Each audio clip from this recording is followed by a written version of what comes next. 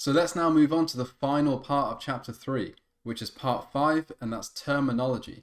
And we're going to look at the terminology of markets and brokers. So not a very long part, but just some really useful information that you need to know to prepare you going forward. Because there are some terms that you may see on your platforms and your broker that may confuse you to begin with, but we'll get those done now so you're well prepared to go forwards and continue your trading journey.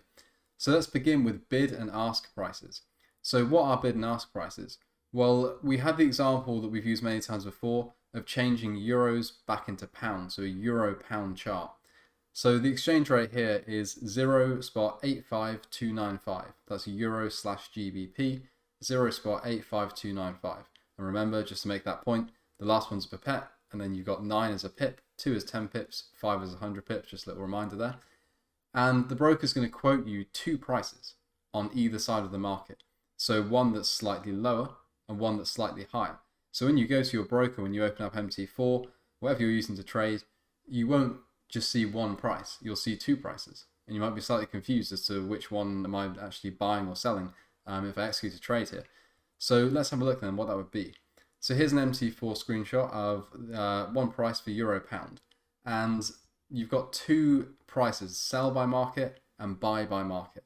So on the left hand side, the sell by market is a bid price and the buy by market is an ask price. So just some sort of technical language here that you will see. And this is your bid and ask price. You can see that one is slightly lower than the other. Now the reason for that is because the bid is the sell and the sell is slightly lower, the broker is effectively forcing you to sell a position or sell into the market at a slightly worse price than what you would want. And because ask is the buy price and it's slightly higher than the sort of middle price of the market, the broker is forcing you to buy it slightly higher than the actual market, at a slightly worse price. So the ideal scenario, you would sell high and buy low, or buy low, sell high. But with the broker, you're having to sell slightly low and buy slightly high. And it's not really too much of an issue, it's just the cost of trading. So the actual difference between those 2 bid and ask prices is what's known as the spread. So the broker takes that spread as a small commission on each trade because they're basically executing the trade for you, providing you with liquidity on the other side of the market, and therefore you just pay them that tiny little difference in the spread between the bid and the ask. Now different markets will have different size bid and ask spreads. So let's say that you're trading Euro USD, so Euro dollar. It's one of the most liquid FX markets there is. So the spread on that will be quite small. You won't have to pay very much. Let's say you're trading something like South African Rand, Russian Ruble. I wouldn't really recommend it. It's going to have a ginormous spread because the difference between the bid and the ask will be very, very wide. Is there's not as many people trading that market. There's not as much liquidity, not as many orders flowing through. So they need to stretch the market to find those trades to match you up with. So the more liquid the market is, the tighter the bid and ask spread will be. So let's look at another term, which is swap or rollover. Now, when you buy or sell a currency pair using these brokers and trading Forex in general, you don't literally buy or sell. You don't actually take physical delivery of that currency. Because you can imagine if you were to buy pound dollar and you had to mail the broker £1,000 in an envelope and they would send you back dollars. It's not really a very efficient way of doing it, to say the least. So when you're using a broker, you're not taking physical delivery of the currency. So therefore the broker will charge you a swap/rollover fee every 24 hours for sort of the holding of that currency, the interest rates that the banks charge, etc. So it's like a small fee for holding overnight. And it really is a tiny fee, and sometimes you can actually be paid. It can be a positive swap because it depends on the difference between the interest rates for those 2 sort of currencies at the time, the interbank rates. So it's a fee that you can't get out of, but you really do need to understand that it exists because you'll see a credit or a debit in your account every night if you're holding positions. And let's say that you're being, money's being taken away from you, being debited money, and you're thinking, well, why am I losing this strange small fee every single day? Well, it's because of the swap/rollover. So you can't do anything to change it. You may get lucky sometimes and be able to actually make a tiny little money, a bit of money by holding a position. If you're a day trader only and you never hold positions overnight, you won't pay any swap. But most people will hold a position at some point overnight, and this is a fee that you will be charged or credited depending on the pair that you're trading at the time and whether you're going long or short. So leverage is the next one. Now leverage is a very an absolutely imperative word to understand, because leverage is what you use to increase your position size while not actually increasing the size of your account. So if you have a smaller size account, let's say you have £10,000 in your account, right? It's still a decent amount of money, but you wouldn't be able to trade a position size where you need to trade a nominal amount of like £1 million. But if you're leveraged, if you have leverage, you can trade a larger position size than your account size actually would allow you to do if you were just unleveraged. So it basically allows you to have access to markets like this without having to put up front a huge amount of capital. So if you leverage yourself, you have different ratios of leverage. So let's imagine that you have an account size of 10,000.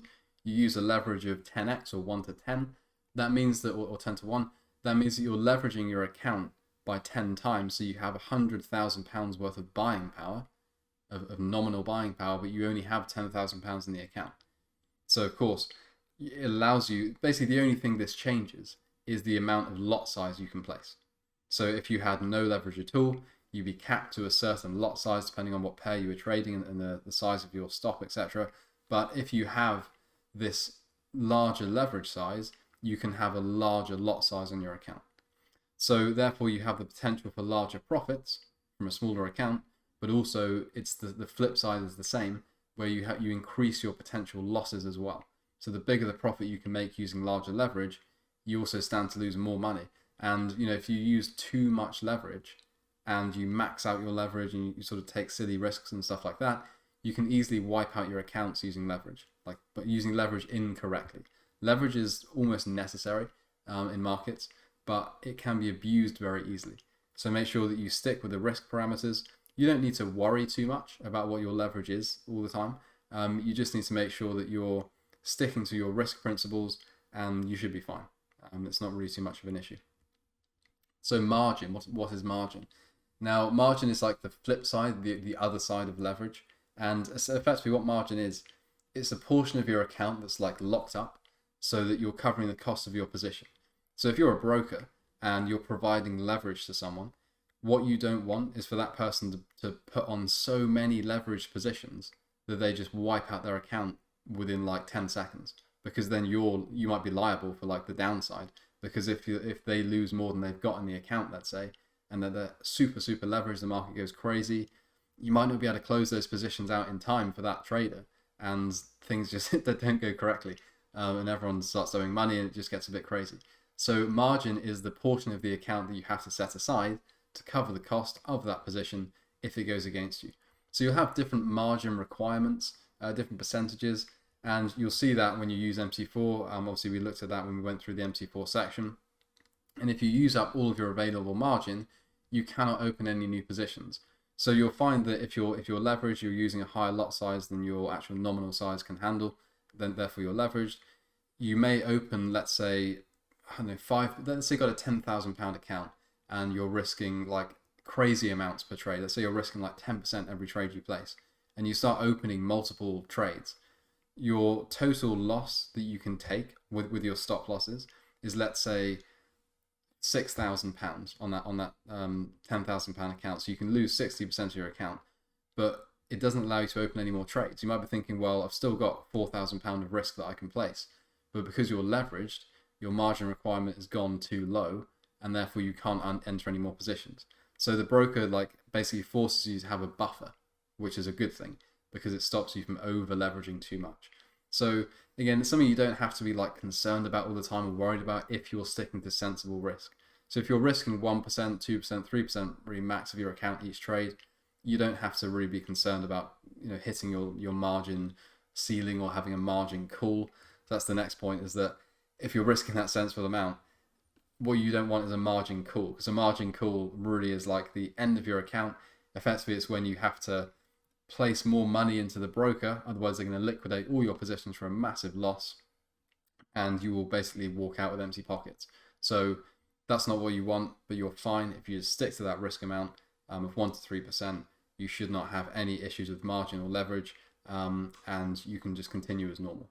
So that's just a few important terms that, of course, you need to know. A few little kind of tips there with like the swap and the rollover.